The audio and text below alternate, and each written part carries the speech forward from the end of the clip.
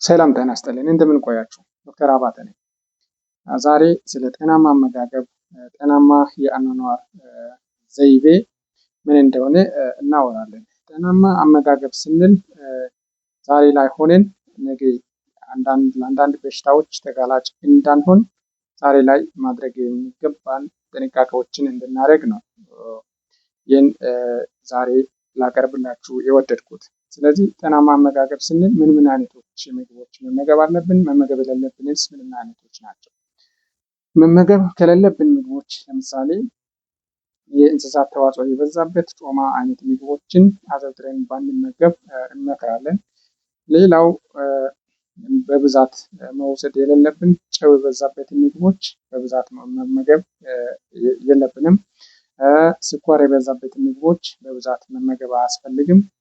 እና ደግሞ በብዛት ብንመገብ ጤናማ የሆነ ምግብ ነው ብለን የምናስባቸው ለምሳሌ አትክልት በብዛት ብንበላ፣ ፍራፍሬዎችን በብዛት ብንበላ፣ እንዲሁ ደግሞ ጥራጥሬ የምንላቸው ምግቦችን በብዛት በተለይ በተፈጥሮ የሚገኙና በፋብሪካ ውስጥ ገብተው ፕሮሰስድ ያልሆኑ ምግቦች ለጤና በጣም ጠቃሚና ለወደፊት ጤናችን አሰጊ ያልሆኑ ምግቦች ስለሆኑ በተለይ በተፈጥሮ ከማሳ ቀጥታ እንደመጡ የሚበሉ ነገሮች አበስለንም ሊሆን ይችላል፣ በጥሬ የሚበሉ ነገሮች ለጤና በጣም ጠቃሚ ናቸው ተብሎ ይታሰባል። ስለዚህ በአጠቃላይ ፋብሪካ ውስጥ ገብቶ ፕሮሰስድ የሆኑ ምግቦች ጨው በብዛት አላቸው፣ ስኳር በብዛት አላቸው፣ ሌሎችም ብዙ ነገሮች ይጨመርባቸዋል እነዚህ ምግቦች። ስለዚህ ከእነዚህ ምግቦች ብንጠነቀቅ ወደፊት ጤናችንን ለመጠበቅ እጅግ በጣም ይጠቅመናል ማለት ነው። በዛ ላይ ደግሞ በተለይ ስኳር ያለባቸው ሰዎች፣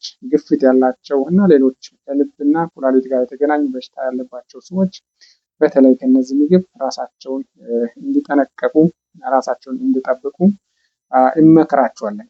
ሌላ ለጤናማ አኗኗር ማድረግ ያለብን ሌላው ነገር የሰውነት እንቅስቃሴ ማድረግ ነው። ሰውነት እንቅስቃሴ ስንል አንድ ሰው አቅዶ የግድ አስቦ በየቀኑ ስፖርት ላይሰራ ይችላል። ነገር ግን ለምሳሌ በየቀኑ ወደ ስራም በመኪና ወደ ቤትም በመኪና መኪና ውስጥ ብቻ ሆነው የሚንቀሳቀሱ ሰዎች ቢያንስ ወደ ስራ ሲሄዱ በእግር ቢሄዱ አንዱ ሳያስቡ ስፖርት ይሰራሉ ማለት ነው። ስለዚህ ሁሌ መኪና ውስጥ ወደ ቤትም ወደ ስራም መኪና ውስጥ ብቻ ሆነው ከሄዱ ጤናቸውን ወደፊት ተጋላጭነታቸውን ስለሚጨምር፣ ስለዚህ እነዚህ ሰዎች ቢያንስ ወደ ስራ ሲሄዱ በተቻለ መጠን አንዳንድ አልፎ አልፎ ቢለምዱ በእግር የመሄድን ባህል ቢለምዱ በጣም ለጤናቸው ጥሩ ይሆናል ብለን እናስባለን። ሌላው ደግሞ ለጤናማ አኗኗር ለምሳሌ አልኮል በብዛት የሚጠጡ ሰዎች አልኮል እንዲቀንሱ ከቻሉም ደግሞ እንዲያቆሙ እንመክራቸዋለን።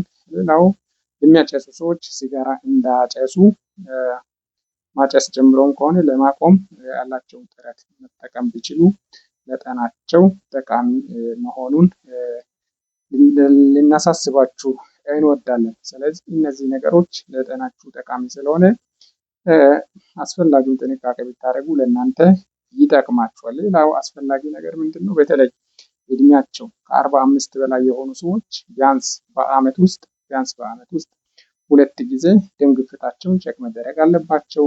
የደም ስኳር መጠናቸውን ቼክ መደረግ አለባቸው። የደም ኮሌስትሮል ሌቨላቸውን፣ ኮሌስትሮል መጠን ደም ውስጥ ያለውን ቼክ መደረግ አለባቸው። እንዲሁም ደግሞ ክብደታቸውን ወይም ቦዲ ማስ ኢንዴክስ የምንለው ክብደታቸውን መለካት አለባቸው። ስለዚህ እነዚህ ነገሮች ቀድሞ በማወቅ ጥንቃቄ በመውሰድ ዛሬ ላይ ሆነን ለነገ ጤናችንን ተጠነቀቅን ማለት ነው። ስለዚህ እዚህ አይነት አስፈላጊ የጤና መረጃዎች እንዲደርሳችሁ ከፈለጋችሁ ይህን ቻናል ሳብስክራይብ በማድረግ ቤተሰብ በመሆን ለሌሎችን በማጋራት ከኔ ጋር ይህን ሼር በማድረጋችሁ ይህን የተለያዩ ቪዲዮዎችን እንዲሰራ ታበረታታላችሁ። በጣም ነው የምወዳችሁ። አመሰግናለሁ። ሌሎች ቪዲዮዎችንም ይዤ እመለሳለሁ። አመሰግናለሁ።